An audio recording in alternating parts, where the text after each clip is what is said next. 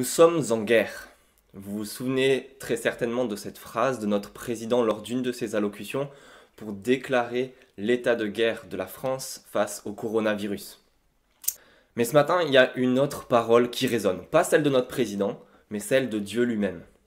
Et pas pour nous dire que nous sommes en guerre, mais une parole qui nous dit que la victoire est remportée.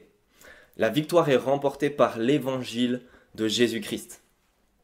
Mais il faut avouer que cet évangile, ce Jésus-Christ, il faut reconnaître, c'est un petit peu comme ce virus, c'est parfois difficile à y croire et on ne le voit pas. Il est aujourd'hui invisible, pas présent, et il faudrait croire en un homme soi-disant ressuscité aujourd'hui au ciel, baser toute sa vie sur ça.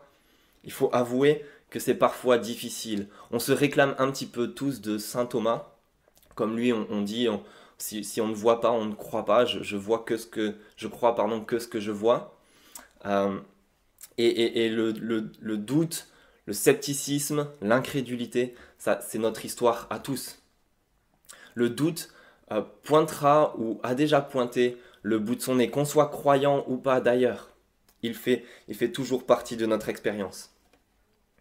Le but, le projet de Luc, à travers tout ce livre, de tout son évangile, c'est de nous convaincre, qu'on reconnaisse comme certains les enseignements à propos de Jésus, cet évangile, cette victoire remportée par Jésus-Christ. Et dans cette conclusion, Luc veut nous convaincre, veut finir ce projet.